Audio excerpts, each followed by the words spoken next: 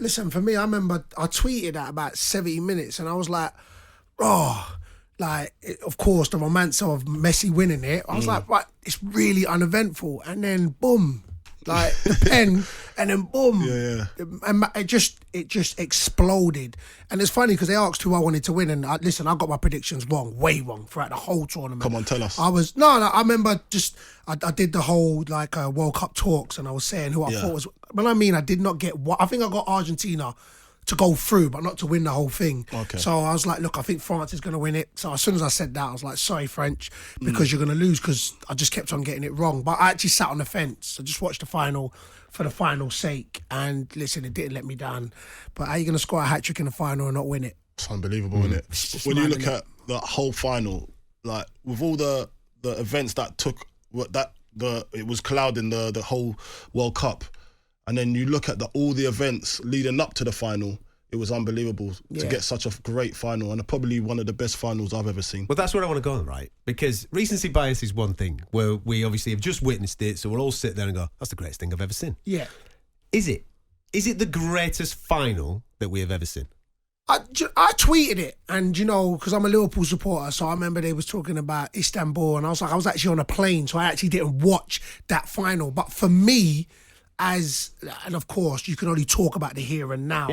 And I can't remember, and that's unless you bring it back to me, but I can't remember actually being so enthralled in a final of that. And you keep saying, when do you score a hat-trick? So, and there's so many, for me, facets to the final where you turn around and be like, wow, it happened like that. And of course, with it being Messi and then him making it 3-2 and you're thinking, and then Mbappe scoring a hat-trick and then going through penalties. And it's just, for me, unless you throw it, I'll be interested for me, I think it was the greatest final that I can remember, especially in modern time. If you throw any others, for me, I just remember, like I said, from 80 minutes to the end of penalties. What did you think about the substitutions and 40 minutes with Deschamps?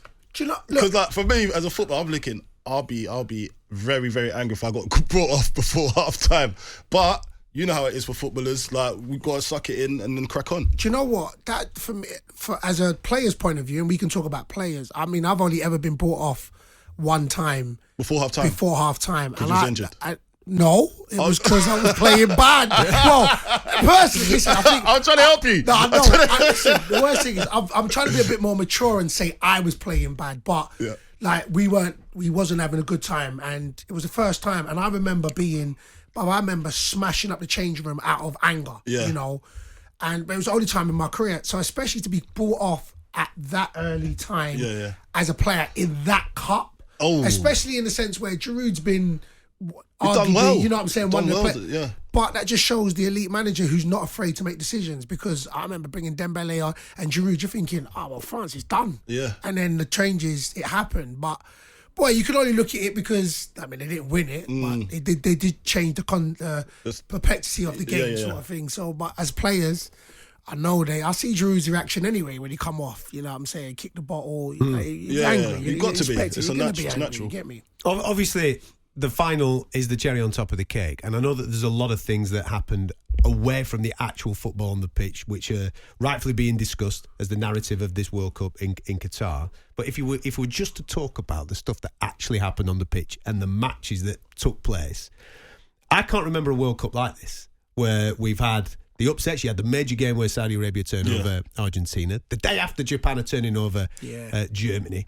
And then you go through this process of where you've seen some fantastic football. Spain played some good stuff at certain points. England had their moments. And what about that Dutch late goal? Phenomenal. Yeah. All this. When you put it all together from purely a footballing point of view, again, the debate of whether it's the greatest final that we've ever seen, you can actually say it's one of the best World Cups that we've actually ever seen, especially in the modern era. Yeah. For me, do you know what I'd say is cool? And I'll always say that I think football has a tendency of doing that and uniting the world. And I always said, look, of course, there was talk and there should be talk and ongoing talk. And I hope that the legacy of football could continue to shine light on the problems that's in that area, in that region.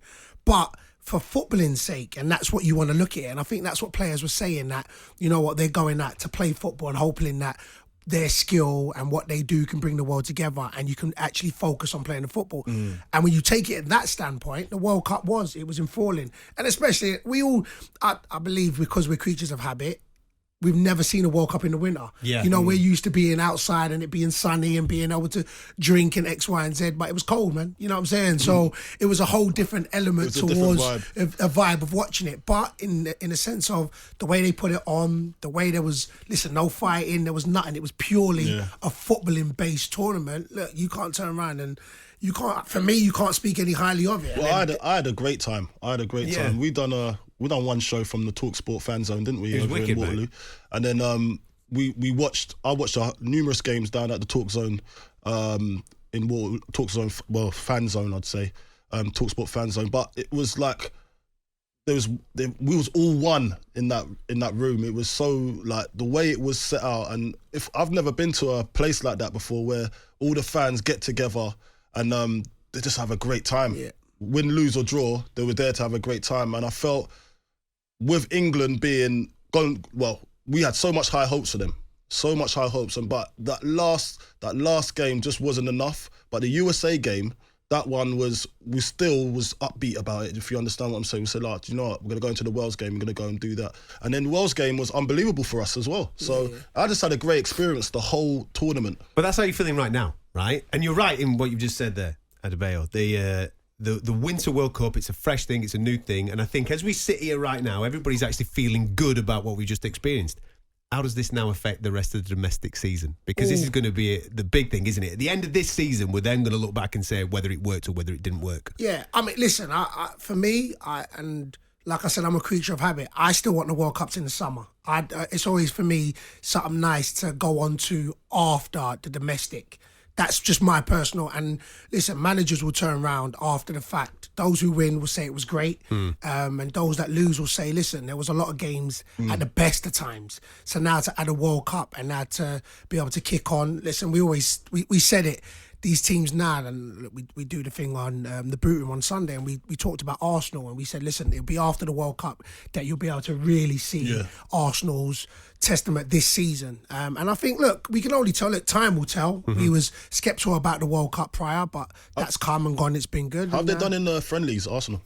To be fair, I ain't gonna lie, I haven't really watched. I haven't watched anything. I've only literally now started. Like I was abroad and I only got back last week in regards to the domestic stuff. But now, to be fair, I paid attention with Liverpool in Dubai, beating AC Milan. But the Arsenal ones, I'll start getting on board now. But look, to be fair, I think now people start looking back and start feeling, all right, look, however it finishes, would it be good or would it not be good? Yeah. talkSPORT Breakfast, waking you up Monday to Friday morning from 6 a.m. on AM, on DAB, via the talkSPORT app and on your smart speaker. talkSPORT.